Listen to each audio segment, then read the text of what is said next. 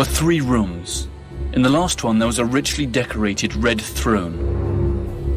On the other side, there was a table with a red tablecloth, upon which lay the garments of the regent, a white leather cuirass with a red cross, and a white cloak with another red cross.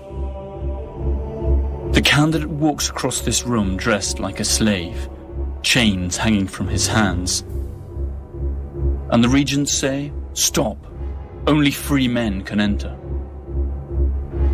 And the defenders respond, "He is free. He has fled from his oppressors to join the Brotherhood." The room was red and brightly lit. The provincial was seated on the throne, and the other regents were in the middle room. The first room was black. It was used for the preparation of the novice, and in the center upon a platform there was a human skeleton, at whose feet lay a crown and sword. What do you think of these sad spoils? Was he a nobleman or a peasant? The correct thing to do was not to answer. The candidate received the explanation. The human condition is the only thing that matters. After that, the candidate took the oath. From a distance, these rituals seem to be rather naive, and Weishaupt's objectives unobtainable, even risible.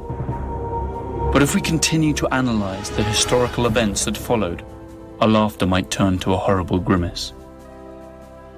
In 1783, 4 professors of the Marianus Academy were interrogated at a court of law on account of their belonging to the order.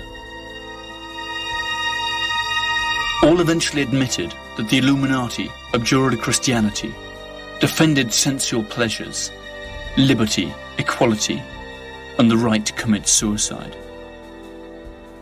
The confession was made public and caused a tremendous uproar. How much had the heretics infiltrated the society? What was the reach of their plans for world domination? Who really were these enemies of church and state? The Elector of Bavaria intended to eradicate this evil as he perceived it, and passed a law prohibiting every kind of secret meeting, a measure that, unfairly or not, affected all of Freemasonry. Finally, by means of another law, he banned the Illuminati altogether. In 1786, the home of Illuminati lawyer von Zwack was raided and various papers and correspondence seized. But it was a freak event that sealed the destiny of the Illuminati, a bizarre accident that would be taken advantage of by the critics of the order and used to deal them a fatal blow. On July the 10th, 1785, a mysterious man rode swiftly under the skies of Bavaria. He was the apostate, Abbot Lanz, a friend and personal envoy of Adam Weishaupt and an Illuminati. He never reached his destination. A lightning bolt struck him dead, leaving behind only his charred corpse.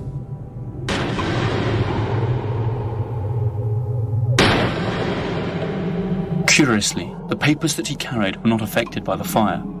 When the authorities went through his sack, they found letters and documents that further incriminated the members of the order. Thus Weishaupt could not avoid the disclosure of his true objectives, together with confidential information about his order's most important members. His plans for world domination and the abolition of the state, religion and private property, all penned in his very own handwriting, had come to light. Thus began the Illuminati panic, never to end. The episode of the lightning-struck rider sealed the fate for the Illuminati. Their world seemed to be coming to an end, but the facts that followed showed that in spite of these setbacks, Weishaupt's influence remained in full force and made him practically untouchable. In 1785, Weishaupt was dismissed from his university and expelled from Bavaria. Amazingly, instead of sending him to prison, the authorities offered him a compensation payment of 800 florins per year, which he rejected. Weishaupt went into exile, avowing that the order would return 10 times more powerful. Whether or not he kept his word is still a matter for speculation. Bearing in mind the charges that were levied against them, the lightness of the sentences passed is quite suspicious. Some even had the good fortune to be compensated with ready money. Perhaps the order already had enough political and economic leverage to press on the authorities.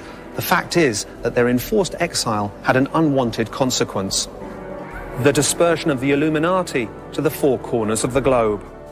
Adam Weishaupt found a safe haven in Regensburg, where he published a pamphlet in which he clarified the charitable principles of the order. He then took up residence in Gotha, whose duke was an Illuminatus. The official story says that he abandoned all political activity and made his peace with the Catholic Church. Thereafter to lead a tranquil life, far removed from conspiracies. Such a luxurious and peaceful exile strikes as a suspiciously serene end for the leading conspirator of his time. It is reasonable to suppose that Weishaupt could have kept on working despite his low profile. And even if his retirement had been genuine, the order of the Illuminati already had a life of its own, as would soon be detected during the one episode that shook Western civilization the most and lay the groundwork for a true new world order: the French Revolution. During its heyday, the Order of the Illuminati had extended its tentacles of influence to France.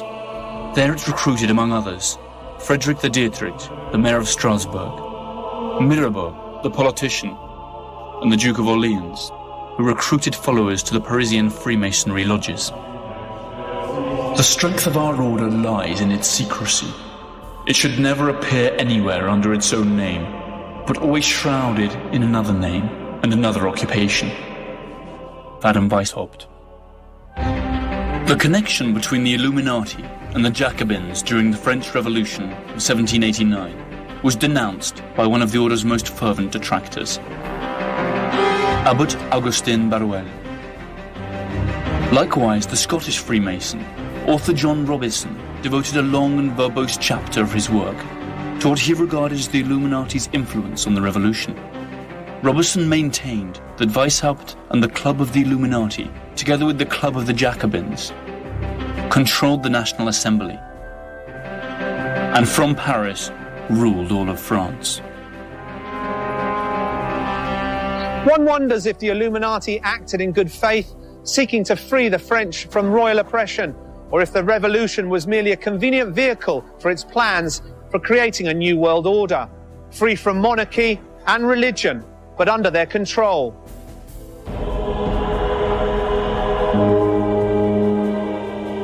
Little more is known about the order, since all the files related to it were conveniently destroyed during Allied bombing of German cities during the Second World War.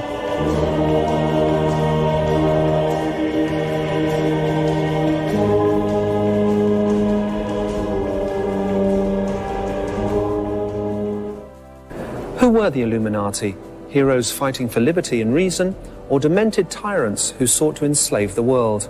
The answer has as many facets as there are ways of interpreting history, and the truth is that time has not helped to solve the enigma. A short time before its apparent disbanding, the Order of the Illuminati had lodges in more than 25 European cities, from Munich to London, including Vienna, Paris, and Naples. Pretty soon its name became associated with other illustrious names, and powerful clans and families that to this day decide the destiny of the world. Here is where the official history ends and the tracks of the Illuminati disappear. Adam Weishaupt died in 1830, apparently removed from any secret activity. But people noticed that the Illuminati plan for world domination coincided suspiciously with many of the events that apparently arose naturally by the will of the people. Princes and nations will disappear without violence from the earth. The human race will become one family, and the world the abode of reasonable men. Adam Weishaupt.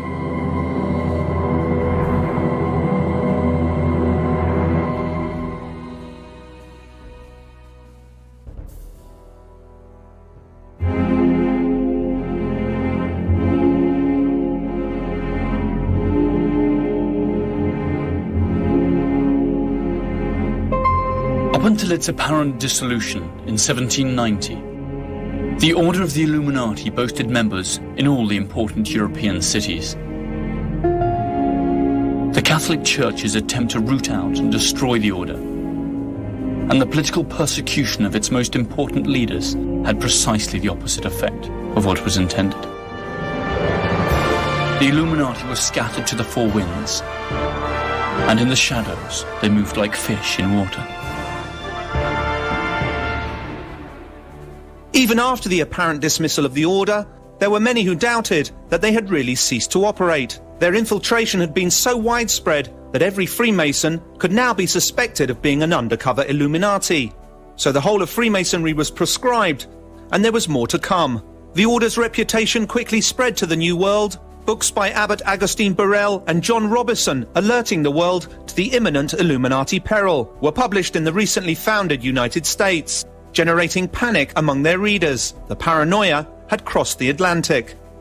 In 1776, the year in which Weishaupt founded his order and began to infiltrate Freemasonry, the United States declared its independence. Many of its founding fathers were Freemasons. It is not known if some of them were subsequently recruited by the Illuminati. What is known is that many American religious communities felt threatened by the freedom of worship guaranteed by the new Constitution, which they denounced as part of an Illuminati conspiracy. In 1798, when the second president of the USA, John Adams, established May the 9th as a day of fasting and worship to implore the heavens' mercy and blessing for the imperiled nation, fingers were pointed at the order founded by Weishaupt, and a wave of panic flowed across New England.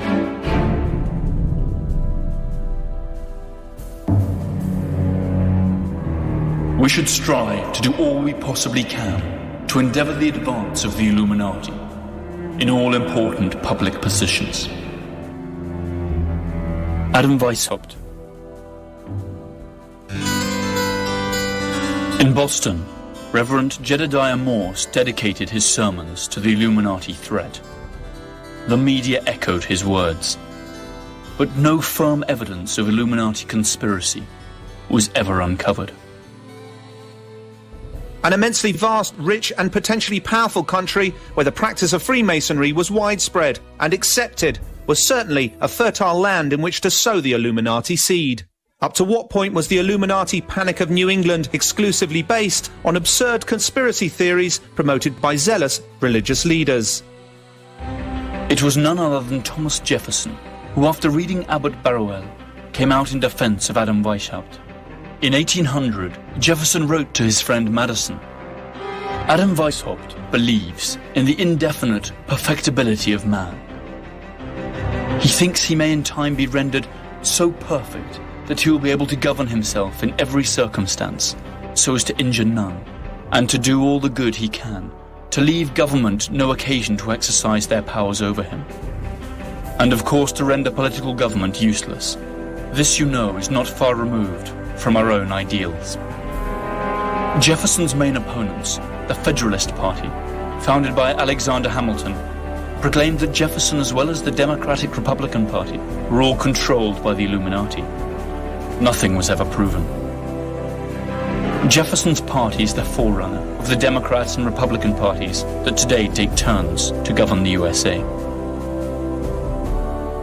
The Illuminati paranoia faded out in the 19th century, but almost 100 years later it was reborn, stronger than ever. In the early 20th century, English right-wing writer Nestor Webster stated without offering any proof that since 1786 a lodge of the Order of the Illuminati had become established in Virginia and 14 other American cities. According to her, this had given rise to a hidden theocracy of Jews, Kabbalists, Masons, anarchists, Illuminati, occultists, and heretics. With her ignorance and racism, Nestor Webster contributed to a renewal of interest in the order she manifestly abhorred, and formally introduced anti-Semitism as an important element in conspiracy theorizing.